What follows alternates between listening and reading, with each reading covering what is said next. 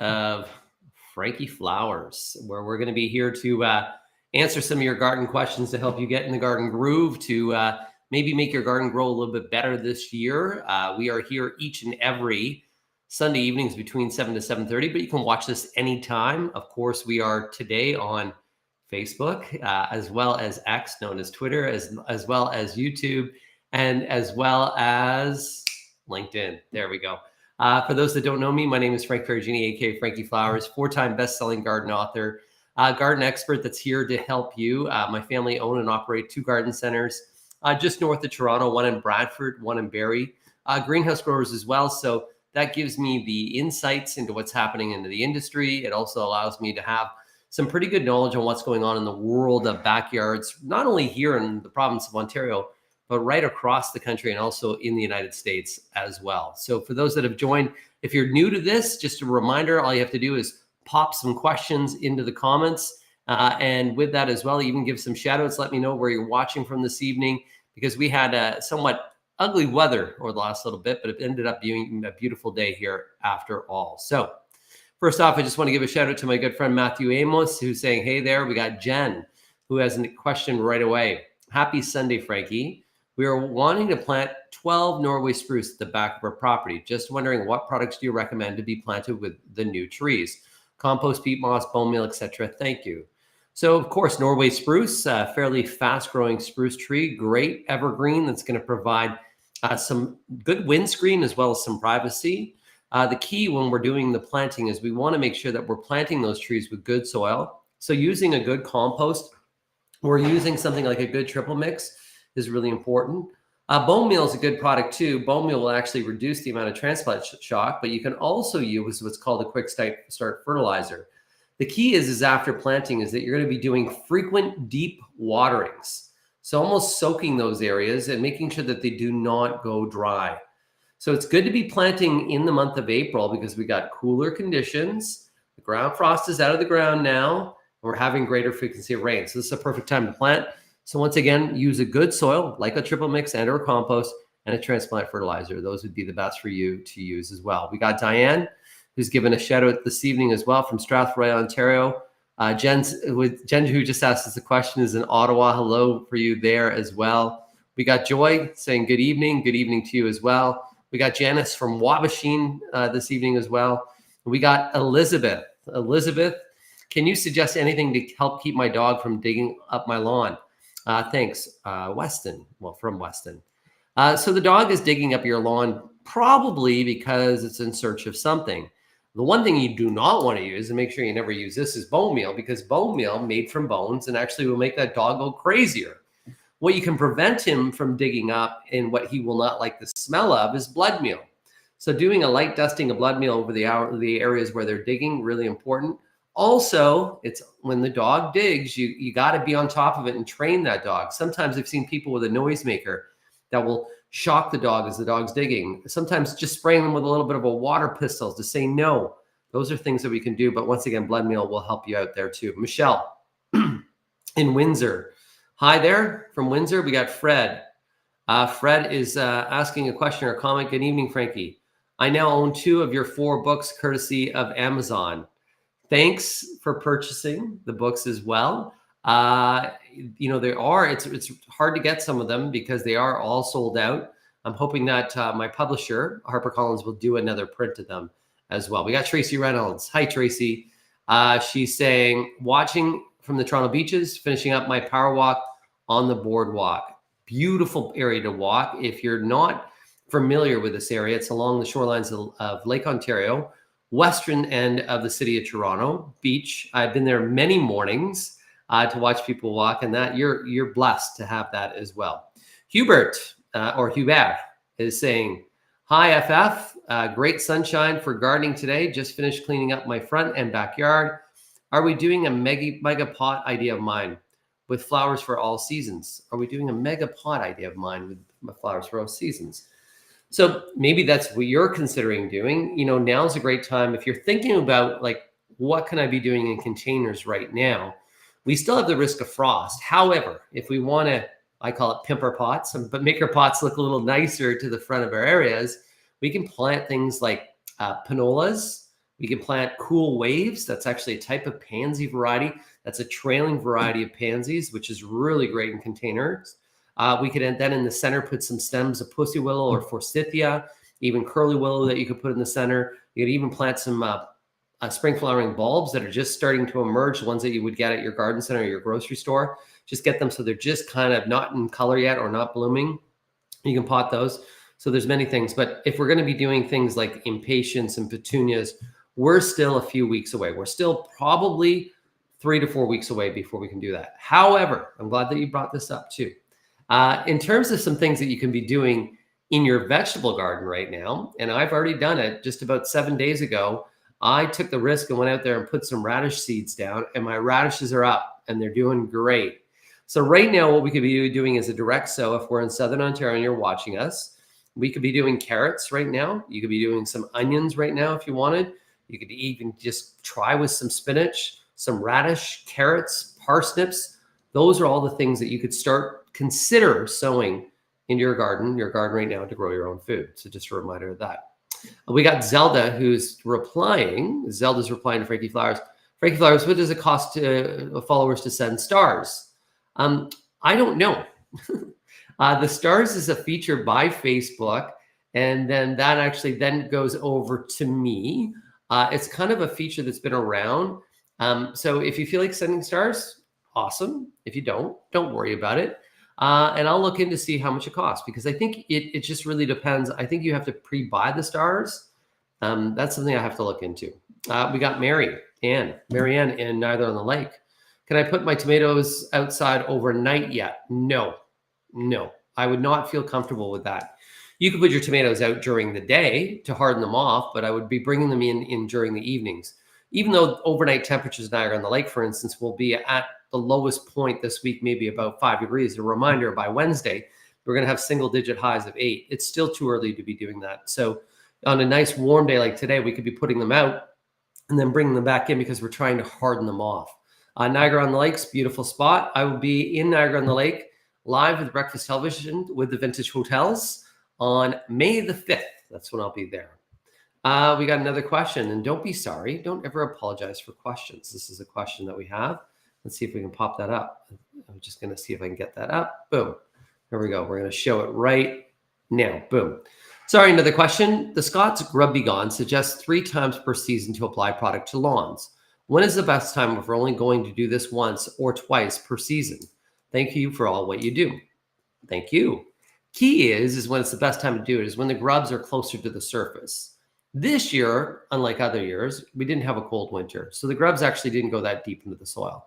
So they're fairly close to the surface. So I would say for the beginning of May would be an amazing time to do that application. A reminder, when you're doing the Scots Grub Begone, or even if you're just doing nematodes, the lawn should be wet first, and then you put the Grub Begone down, and then you water again. So doing it during a period where you're getting rainy days, fantastic. I would do another reapplication of that in August. If I did a May-August application, that'd be fantastic. So you are welcome. With lawns right now, just to give you another indication or another kind of couple tips, for lawns now, we're a little bit late to be putting on the Weeden Feed here in Southern Ontario. And that is because now things are starting to actively grow outdoors. The Weeden Feed, which is corn gluten, is actually a weed suppressant, meaning that it coats weed seeds and doesn't allow them to germinate. So now we're starting to see things grow outside. Us putting that down might be a little bit too late. So a little bit too late, but now is the perfect time, the absolute perfect time, because things are actively growing. It's the perfect time to get out there and fertilize your lawn. If you want to get it green faster, use the Green Max fertilizer, or if you just want to get it green and healthy, you want to use a premium slow release fertilizer like Scott's Turf Builder, which would be the best for you to use. Question that they have right away is, how do I get rid of crabgrass or a crabgrass? I'm expecting my lawn to just get worse with it. It is an annual weed that grows by seed. So earlier on, we would have put the Weeden Feed down to actually reduce the germination of those weed seeds. Now that we're a little bit late, what can we do? We can thicken up the lawn. We can fertilize the lawn. And what we're going to try to do is make the lawn the bully to kind of suffocate out that crabgrass, allowing your lawn to grow a little bit taller. That'll actually shade out some weed seeds, but making that lawn really good. The other part too is once you start seeing crabgrass emerge, try to remove as much as you can and put it into a bag right away when you're removing it, and don't allow it to go to seed. If you allow it to go to seed, that's when it's going to spread. A reminder that in order for that crabgrass to grow, it needs to create a seed. Next, it needs that seed to make contact to soil.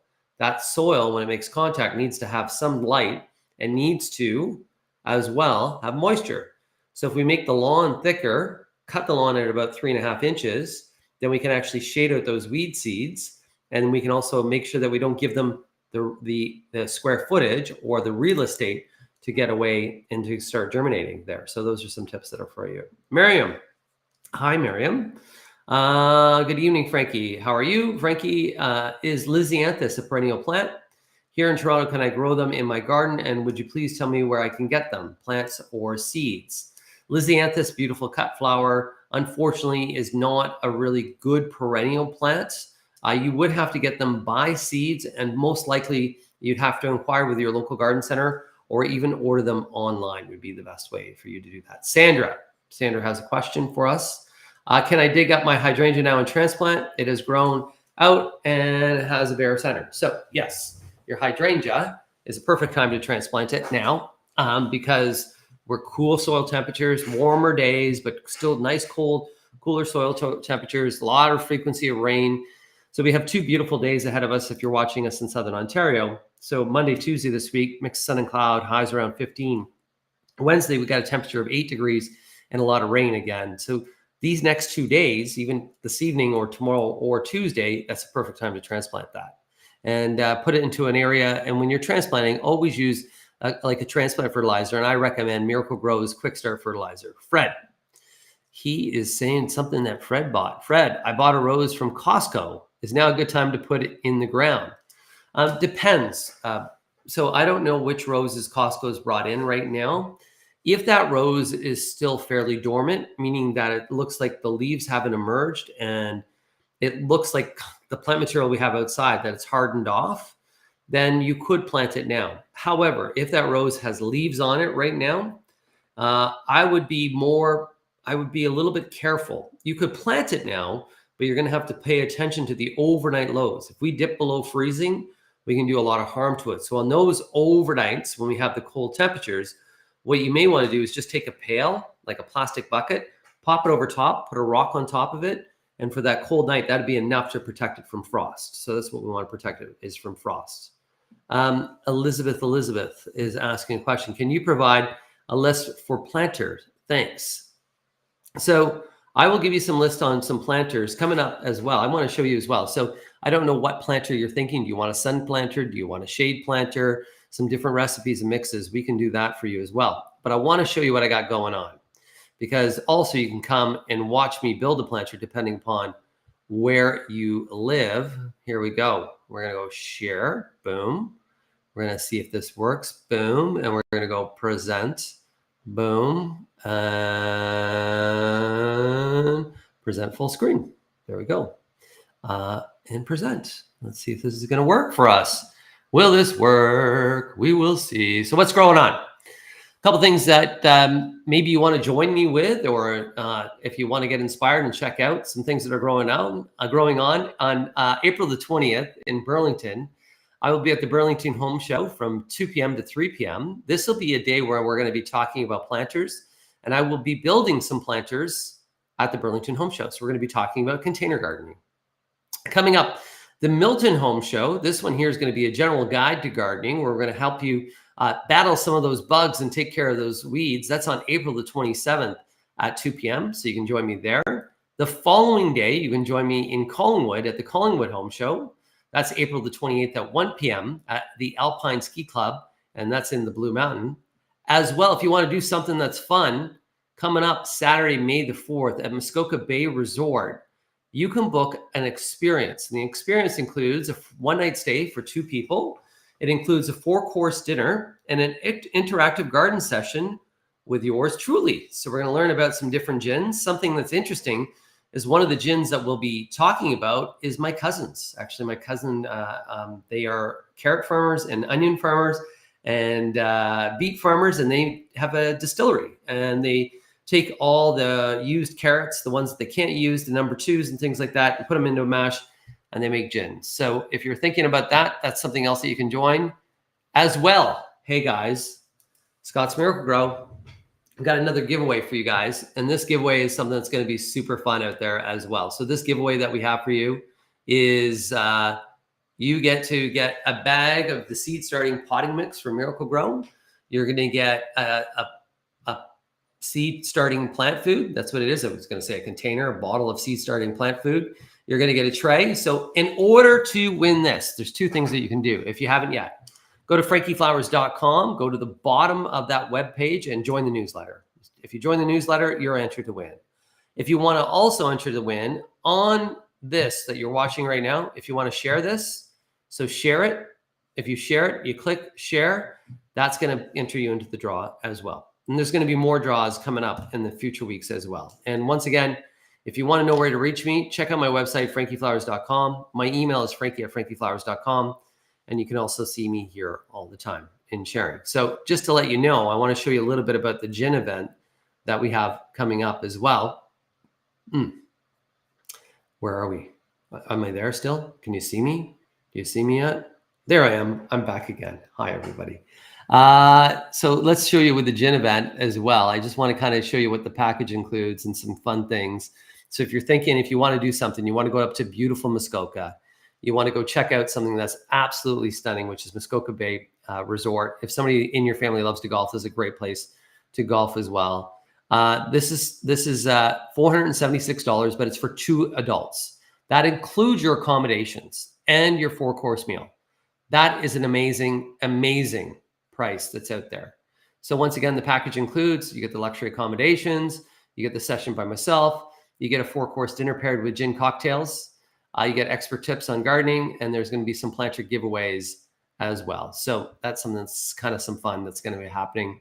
I'm trying to do more of these events that we can actually share, get together, have some fun, and talk about plants as well. So let's go to some of the other questions that we have out there as well. So we got Lene, my good friend Lene up in Sault Ste. Marie.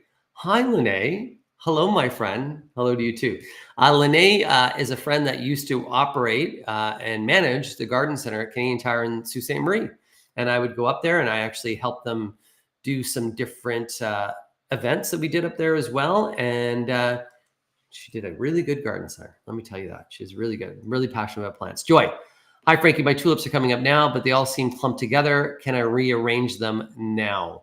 Unfortunately, if you were to go rearrange them, you could try, but you may actually, if you're going to do that, do it in the morning, cool day. You may be able to work around them. If the roots are actually intermingled together, you may actually cause some harm. If it's really bugging you, it's worth a shot. It's like a 50-50. So if the weather is good for it, everything's good for it. But if they respond well to it is the other question. So we also have here Susan Rose. Hi, I'm wondering how Batista grows back. Or do they need cutback or grow on old wood like hydrangeas? I'm not even sure what she's talking here about. So I'm just gonna look this up. BAP.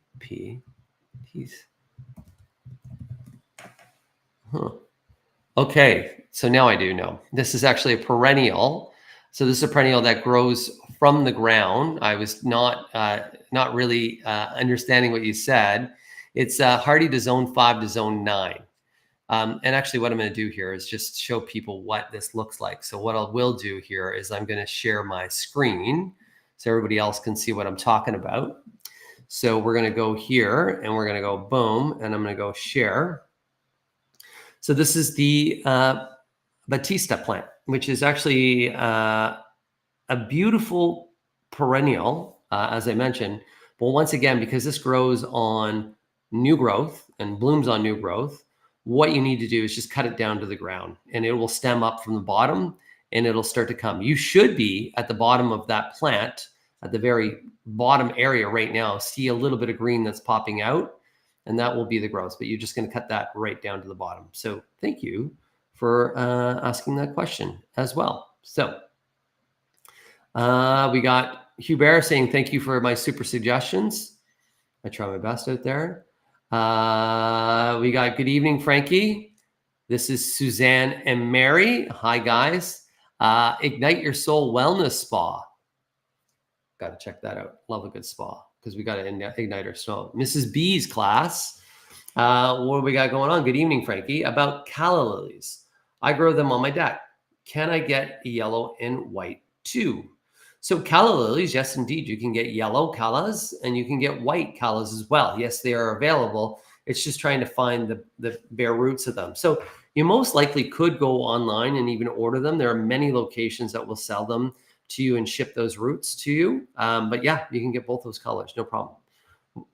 That's calla lilies. You can get those colors. Canna lilies, you can get, there's a white canna, but it's not nice. There's a yellow canna. It's a nicer bloom that's out there. Jane Roden, my cedar tree has been attacked by squirrels. They chewed off my branches at the top. How can I save it? Do we trim? So all you would do is those chewed sections where the squirrels went and had a little bit of a heyday, you're going to take your pruner to the top and just create some nice, clean, fresh cuts. And we're going to prune and cut at a nice slight angle so that if water was to ever sit there, it would actually beat off where the cut is. But we don't want any chewed sections because those chewed sections are all jagged. That's where it could actually cause more harm than help. So we just want to clean up the top where they've chewed. We want to fertilize. So you're going to fertilize with something in a high nitrogen. Keep it well watered, those cedars well watered so they don't go through an additional shock. Because if we put them through an additional stress of being dry, then that can cause a lot of problems. But those are two things you can do. So prune the top, clean it up, fertilize, 3 things you can do, and keep it well watered. Those are really the key. We got Lene, again, my good friend Lene. What is she saying? How about cleaning up and separating a hosta right now? Of course, best time to be doing. This is my favorite time of year to be doing hostas because the hosta, the eyes are just popping through right now. So I don't have all these leaves to be dealing with because like later on, there's all these big leaves and it's just harder. So now that they're popping up, so I would remove, you could actually, if it's a big clump, you just take a sharp spade and just go boom and just take a section right out of it and then backfill in with some good soil after, take that section over, pop it in. As long as it has 3 to 5 little eyes, those things that pop up, as long as you count 3 to 5, you'll have a good section.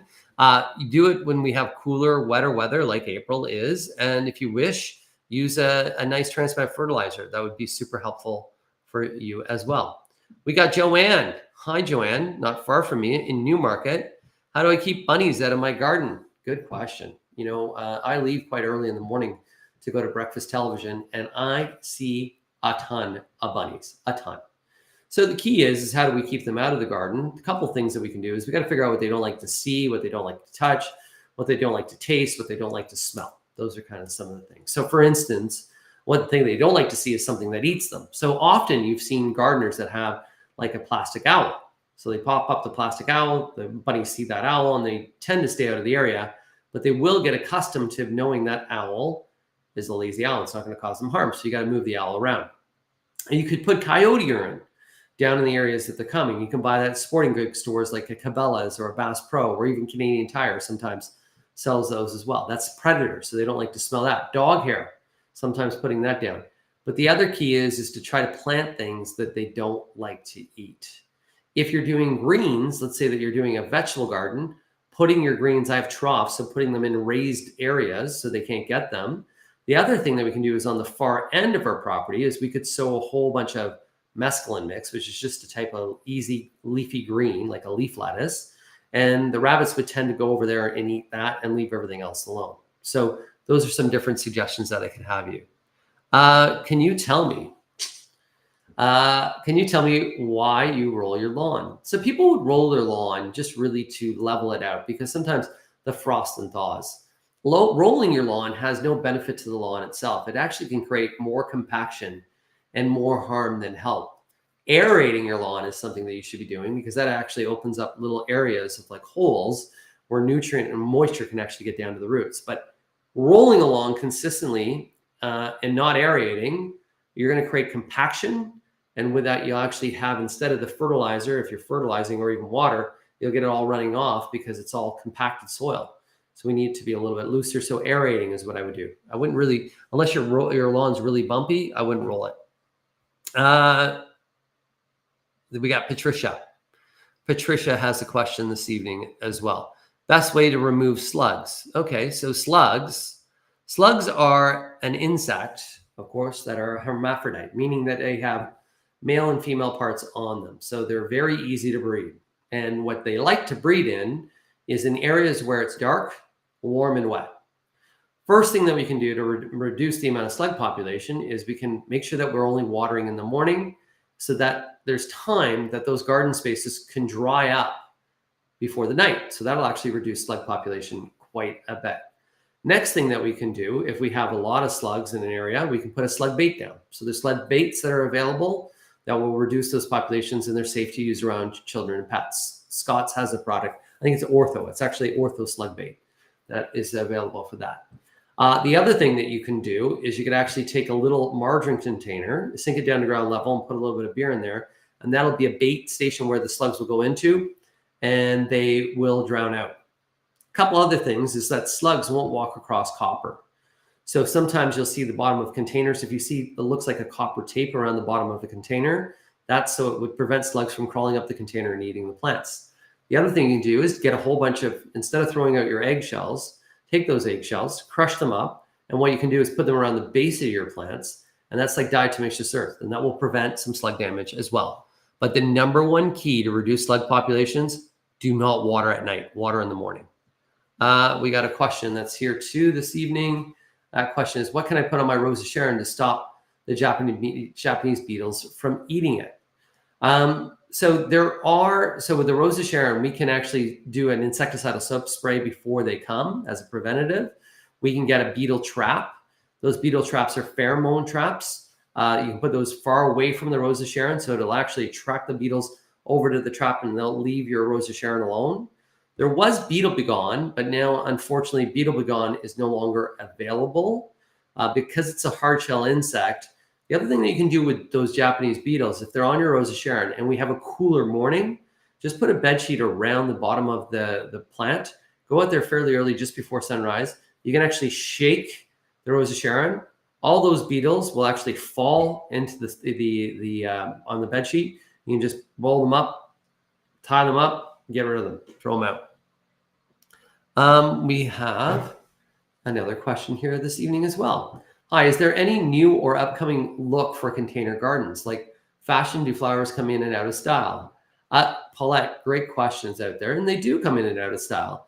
Often it's your own personal style, but there's lots right now with monochromatic. So monochromatic is where we're picking one color theme and we're going through and using that full color theme. So for instance, this year, the color of the year is fuzzy peach. That's the Pantone color of the year that you'll see in fashion. So you're going to see that lots in plants. So right now, what I'm tending to see is more brighter colors because I think that people want happiness. However, on the flip side, another popular trend has been Gothic gardens where they're using a lot of black foliage. So there's many different trends that are out there, but the key is you don't need to be on trend. Your garden should reflect your personality, your style, and what you like. So as long as you like it, it's going to be great. That's out there too. We got Ignite Wellness Spa, our friends out there. Last year I fertilized and seeded at the same time in error. It's not really an error. So you can fertilize and seed at the same time. The key is that when we go to fertilize our lawn, when we go to seed your lawn, cut your lawn first, top dress in any of those bare areas with some good lawn soil, and then seed. If you're fertilizing at that same time, what may happen is it may spike the growth of the lawn to grow fairly tall. What'll happen is that'll shade out some of the weed seeds the lawn seeds underneath from germinating. If you go to cut the lawn after, if they haven't germinated yet, we can then blow all those seeds around. So the key is if we can cut the lawn first, top dress, overseed, and just let it be, and then give it about 3 weeks after that, then fertilize. But right now, I would fertilize now, and then in 3 weeks' time from now, then I would do the overseeding and top dressing.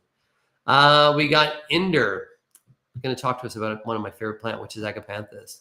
So I have a few Agapanthus plants from last summer that I brought indoors and have been sitting in my sunny window in the basement. The foliage is green, even though I have barely watered them. My question is when and how do I bring them out? So as soon as we have frost-free conditions, we bring them out. The key is when you can put them outdoors now on warmer days to harden them off, get them acclimatized to some of the sun. When you put them outdoors, don't put them directly in full sun. So I would put them in part sun first or morning sun, get them acclimatized to that light, and then over the course of a 5-day period or even over a couple weeks, then move it into full sun. Because if we were to go right from indoors and put it right out to full sun, it'll actually burn because they're not acclimatized to that outside. So we're going to do one more last question, and we can do this right now. Here we go. Diane Ward. Hi, Diane. When can we seed and soil the lawn, and when do we spray for grubs? So we want to make sure soil temperatures are around 15 to 17 degrees before we overseed the lawn. A little bit cool right now. I'm usually the second week of May. Second week of May is an ideal time to be doing top dressing and overseeding a lawn. Perfect time to be doing that. For grub control, once again, because we did have a season where we didn't have much of cold temperatures in the winters, the grubs are nice and high in the surface. So they're almost, they're where they should be for controlling. So I would use a grub be gone as early as now.